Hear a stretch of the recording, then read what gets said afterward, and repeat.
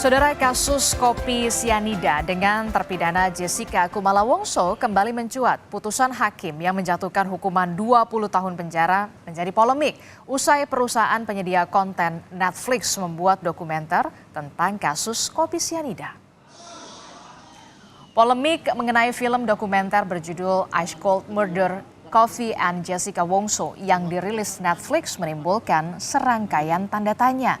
Di dalam dokumenter itu menampilkan sejumlah narasumber, diantaranya ada kuasa hukum Jessica, yakni Oto Hasibuan, tim jaksa penuntut, hingga keluarga korban Wayan Mirna Salihin. Tayangan dokumenter itu viral dan menjadi perbincangan publik, terutama putusan majelis hakim yang menjatuhkan Jessica Kumala Wongso 20 tahun penjara dinilai tanpa bukti yang kuat. Seperti diketahui saudara, kasus kopi sianida sudah berkekuatan hukum tetap usai kasasi pihak Jessica ditolak oleh Mahkamah Agung.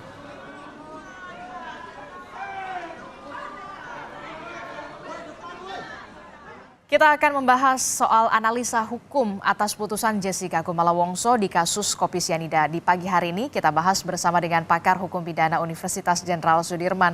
Sudah ada Profesor Hipnu Nugroho. Selamat pagi, Prof. Hipnu. Selamat pagi Mbak Adista. Ya, Prof. Hipnu, ini kan kalau kita lihat lagi kasus ini kalau tidak salah 2016 dan kembali mencuat setelah Netflix mengeluarkan atau merilis film dokumenter terkait dengan pembunuhan atau bisa dikatakan kopi sianida yang kemudian akhirnya memvonis Jessica Kumala Wongso 20 tahun penjara. Apa yang bisa Anda cermati? Banyak sekali yang kemudian beropini setelah menonton film dokumenter ini, benarkah Jessica Kumala Wongso yang menyebabkan kematian Wayan Mirna Salihin? Ya, ini Mbak, ini kita acungi jempol sutradaranya. Sutradaranya bagus, membuat film dokumenter. Film dokumenter itu berarti ada dokumennya. Nah, ketika ada dokumennya, memang ini akan menimbulkan pro kontra. Karena perkara ini belum selesai pada tingkatan selesai, dalam arti belum finish it, karena masih pada tingkatan Mahkamah Agung, belum ada peninjauan kembali, kan begitu kan. Oleh karena itu dalam hal ini pasti ada perbedaan antara yang dirugikan dalam arti adalah keluarga korban dan antara yang mungkin diuntungkan, kan begitu. Oleh karena itu kalau kita lihat film itu seni Mbak, bicara hukum, bicara bukti, betul, bicara film adalah seni, imajinasi, bicara hukum, bicara bukti. Dan apa yang dilakukan dalam film ini sebetulnya tidak pengaruh pada suatu pembuktian. Kecuali memang dalam suatu jalannya film ini ada bukti baru. Bukti baru itu bukti yang ditemukan ketika dalam persidangan bisa berpengaruh dalam putusannya. Itulah yang disebut sebagai novum.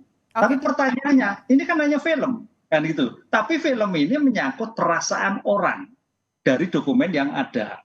Sehingga nggak salah kalau publik terus menjadikan suatu dilematis, apalagi keluarga korban, apalagi keluarga pelaku yang selama ini belum mengakui adanya suatu bahwa dia sebagai pelaku.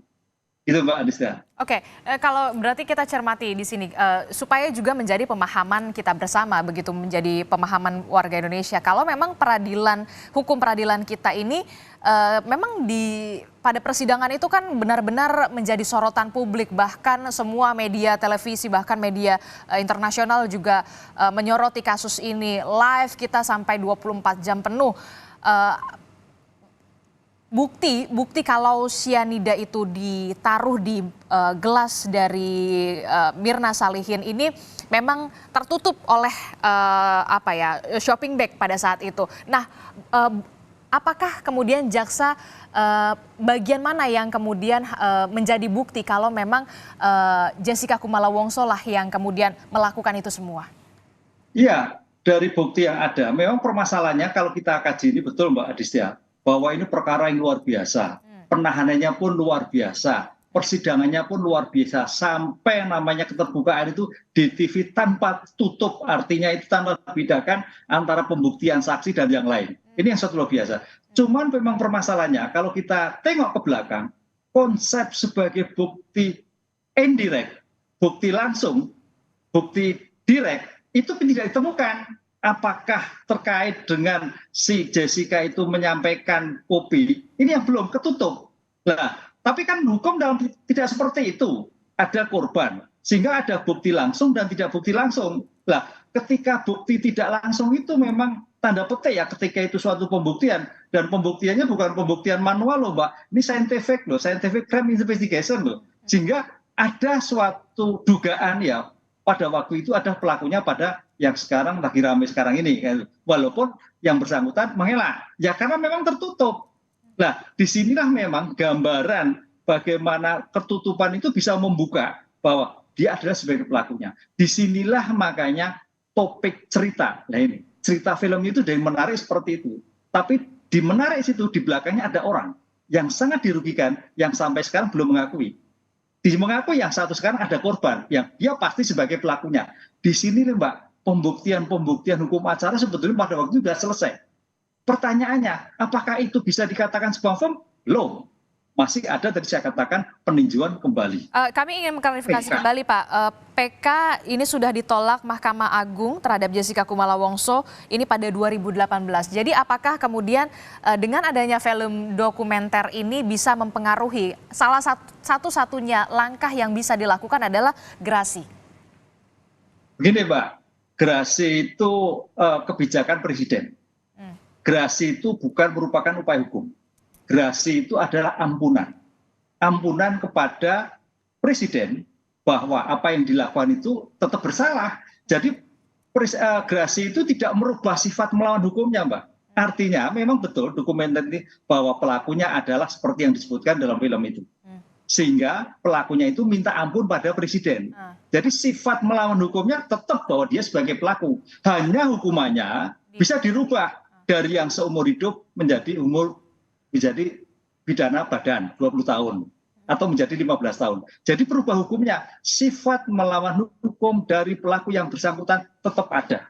Tidak menghilangkan sifat melawan hukumnya, hanya merubah. Itu yang dinamakan gerasi, ampunan dari presiden. Begitu. Oke, jadi artinya terbukti masih begitu. Oke, jadi bisa dikatakan Jessica Kumala Wongso ini bisa mengajukan gerasi, dan kalau bisa mengajukan gerasi apa syaratnya?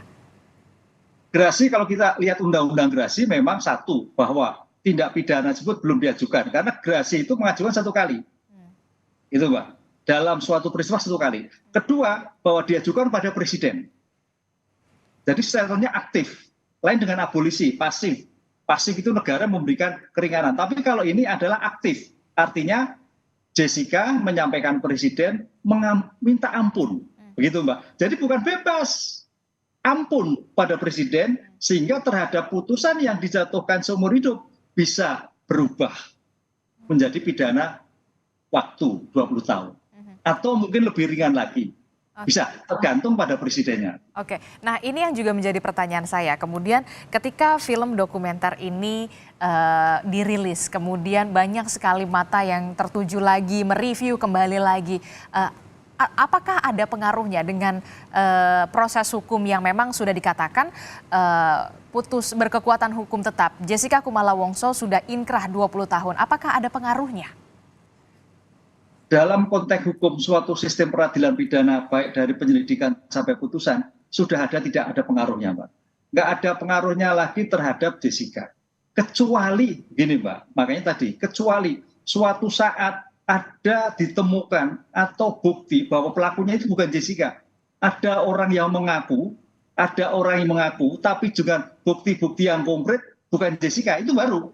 Tapi sepanjang terhadap subjek hukumnya Jessica sudah selesai. Nah, itu ini yang harus kita pahami. Oleh karena itu memang ini adalah bukan fakta hukum, fakta cerita, imajinasi, tapi sumbernya adalah pada dokumen yang ada. Sehingga ramainya ketika kita dokumen yang ada, ketika pembuktian itu terjadi saling berbagai pendapat, itu wajar. Itulah yang menjadikan ramai di masyarakat. Itulah yang saya katakan sutradaranya oke banget melihat seperti ini. Oke, nah ini kan juga yang menjadi pertanyaan kita juga ya selanjutnya. Memang betulkah hakim ini bisa memutus dengan keyakinan walaupun memang tidak disertai dengan bukti yang kuat? Karena kan tadi saya bisa katakan tidak ada visual yang memperlihatkan bagaimana Jessica Kumala Wongso memasukkan racun sianida itu ke dalam kopi Vietnam yang akhirnya diminum Mirna Salihin. Dan yang kedua soal otopsi. cairan lambung yang kemudian diambil dari korban yakni Mirna Salihin. Yang pertama tidak ada ditemukan cairan sianida dan baru beberapa hari kemudian ketika diotopsi baru ada kemudian cairan sianida yang bisa dikatakan kadarnya kecil sekali. Apa yang bisa Anda cermati dari sini? Ya, gini Mbak, kita kembali pada konsep hukum bahwa hukum kita itu pembuktiannya adalah menganut negatif wetel. Negatif adalah undang-undang. Dari dalam arti seperti sebetulnya hakim itu berdasarkan fakta yang ada. Dua alat bukti. Dari dua alat bukti terkait cairan, terkait COVID yang menyebabkan kematian, baru menimbulkan keyakinan. Jadi tidak bisa hanya keyakinan tok, Mbak. Keyakinan bersumber pada bukti. Bukti yang diuji pada scientific crime investigation.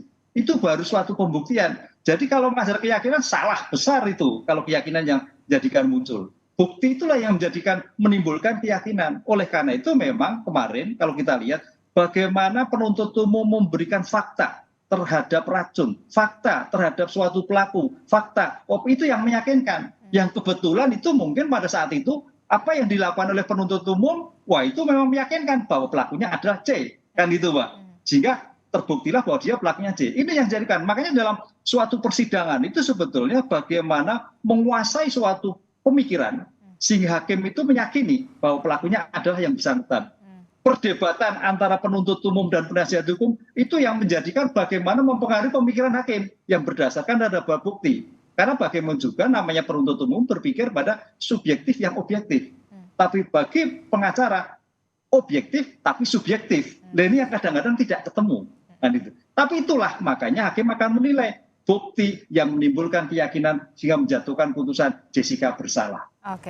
Oke, tapi kalau menurut Prof. Hipnu sendiri buktinya sudah cukup kuat ya, karena kalau kita lihat kan memang pada saat itu kala itu banyak sekali saksi bahkan ahli yang kemudian dihadirkan untuk menjelaskan bagaimana soal sianida dan segala macamnya, bahkan sampai CCTV juga diperlihatkan kala itu. Menurut Anda bukti ini sudah cukupkah? Ya, kalau menurut saya cukup. Karena proses pengungkapan perkaranya sudah demikian panjang. Proses penyidikannya juga demikian panjang. Proses pembuktiannya juga cukup panjang. Dan Mbak, kalau kita lihat Mbak Anissa, persidangan itu sampai penahanannya itu penahanan istimewa. Di penyidikan juga penahanan istimewa. Ini kalau dihitung, hanya hitungan jari. Perkara apa yang sampai hitungan istimewa? Yang kalau kita lihat, kasus Jessica, yang kedua kasus Sambo. Yang itu tidak pernah. Itu artinya apa? Menunjukkan betapa sulitnya atau betapa negara memberikan waktu yang luas untuk pembuktian dalam persidangan. Gitu, Pak. Oke, terakhir Prof. Hipnu, apa yang bisa dipetik dari soal aspek kasus hukum ini? Apa yang bisa diambil? Karena banyak sekali pihak yang ketika sudah menonton film dokumenter ini kemudian menjadi terbelah. Apakah ini benar-benar Jessica Kumala Wongso kah yang betul melakukan menaruh racun sianida yang menyebabkan Wayan Mirna Salihin meninggal dunia, ataukah kemudian ada bisa dikatakan orang lain atau motif lain dari kasus ini? Ya, jadi ini film seni hiburan. Oleh karena itu karena hiburan jangan sampai kita berpikir masuk pada suatu pembuktian. Itu yang keliru. Jika seolah-olah itu film menjadikan fakta hukum. Ini yang keliru, Pak. Jadi kita masih terobsesi ini fakta hukum. Enggak, ini adalah film. Cuman permasalahan saya katakan film itu adalah menganut pro dan kontra karena berbasis pada data. Itulah yang harus kita lakukan hati-hatinya. Seperti halnya kita mahasiswa yang sekarang itu, kalau penelitian berbasis pada data, pada kasus harus konkret. Nah, ini perdebatan juga sama. Ini berbasis pada data, case yang konkret difilmkan. Ya pasti. Lah oleh karena itu dalam seperti ini, ya kita harus hati-hati melihat menceritakan. Satu, bagaimana konsep pembuktiannya. Bagaimana jalannya persidangan. Bagaimana mulai pengakuan. Itulah yang saya kira memberikan pembelajaran semua sebagai orang hukum masyarakat bahwa jangan sampai terjadi seperti ini. Kasus ini kasus yang selesai. Artinya jangan sampai menimbulkan Jessica yang lain terhadap kasus-kasus yang berkaitan. Baik. Oke, ini juga jadi pelajaran juga bagi kita semua. Jangan sampai kemudian kasus semacam ini terulang kembali dan kemudian ada Jessica selanjutnya. Nah, ini yang juga masih menjadi pertanyaan saya. Pada saat film itu ada visual Jessica Kumala Wongso tengah diwawancarai salah satu tim dari Netflix kalau tidak salah, dan kemudian diakhiri oleh salah satu sipir, atau saya tidak begitu jelas, akhirnya wawancara itu tidak bisa berlanjut. Apa yang bisa Anda cermati di situ? Ya, kalau saya betul ya, karena ini kan seorang tokoh yang kebetulan sebagai pelaku, Mbak, sehingga menimbulkan persepsi yang berbeda. Lain dengan tokoh itu disimulasikan. Seperti halnya kita, Mbak, kalau lihat kasus-kasus terbaru film dokumenter sejarah, itu kan orangnya berbeda. Tapi ini adalah tokoh J yang langsung ketika itu sebagai pelaku dalam kasus yang bersangkutan. Sehingga ini menimbulkan tidak fairan. Sebab apa yang dilakukan, J pasti mengingkar, pasti memberikan keterangan sebaliknya. Ini yang tidak fair. Oleh karena itu, dalam proses pembuktian, ya jangan dicampur aduk dengan suatu hiburan. Oleh karena itu kalau hiburan ya betul-betul mungkin ceritanya dikamulasikan. Jangan mengambil tokoh-tokoh yang ada dalam kasus yang bersangkutan. Begitu menurut saya. Sehingga ya terjadi rame sekarang ini. Antara yang diuntungkan dan tidak diuntungkan dalam sifat kasus yang bersangkutan. Oke, jadi jangan dicampur adukan, apalagi ini soal kasus hukum dengan hiburan, begitu ya? Iya. Oke, apa yang ingin Anda sampaikan Prof. Hipnu kepada masyarakat awam begitu soal kasus ini, jangan sampai kemudian ada spekulasi-spekulasi lainnya gitu. Ya, begini, kalau melihat kasus ini bagian dari hiburan, pembelajaran, sehingga bagaimana pembelajaran itu kan luas, Mbak. Ini kan kasus dari penyelidikan. Oh, tentara penyelidikan itu seperti ini. Pengungkapannya tidak semudah yang dibayangkan. Kemudian terkait dengan pembuktian. Oh, pembuktian juga tidak semudah dibayangkan. Oh, persidangan hakim sudah memberikan waktu yang panjang, memberikan diskusi yang panjang, itu pun belum selesai sampai pada banding, sampai pada kasasi. Artinya inilah persidangan di Indonesia yang memberikan waktu yang penuh, bahwa tidak ada dugaan main hakim sendiri, tidak ada main-main suatu pembuktian, sehingga percayakan kepada suatu peradilan bahwa ketika di suatu peradilan kita harus berpikir positif bahwa apa yang dilakukan oleh pihak-pihak, apakah penuntut umum, apakah itu jaksa, apakah itu hakim, on the track pada hukum yang ada, sehingga kesimpulannya betul-betul berdasarkan keadilan masyarakat. Oke, Anda melihat setelah film dokumenter ini dirilis, kemudian bisa dikatakan banyak terbentuk opini-opini selanjutnya, spekulasi-spekulasi selanjutnya, apakah Anda melihat ini menjadi kesempatan untuk Jessica mengajukan gerasi? Kalau melihat seperti itu bisa, Mbak. Bisa, karena dengan bergulirnya waktu ini, secara tidak langsung akan memunculkan kembali sebetulnya bagaimana kasus apa yang terjadi. Ataukah mungkin ada suatu keliruan, mistak istilah hukum itu ada kesesatan. Kesesatan itu ada kesesatan hukum atau kesesatan orangnya, gitu loh. Siapa tahu dengan bergulirnya masalah film ini banyak pendapat sehingga ada orang lain, ada untuk bukti lain atau masalah lain. Kan bisa jadi. Namanya suatu peradilan juga tidak jernih-jernih amat, Pak. Dalam ilmu hukum tadi saya katakan ada kesesatan. Ada kesesatan bisa hukumnya, bisa orangnya. Mistak. Bisa jadi.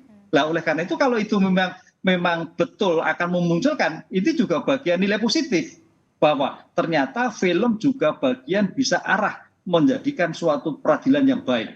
Bisa menjadikan arah bahwa peradilan kok ada suatu kekeliruan. Bisa menjadikan arah bahwa apa yang dilakukan ternyata keliru selama ini. Bisa jadi.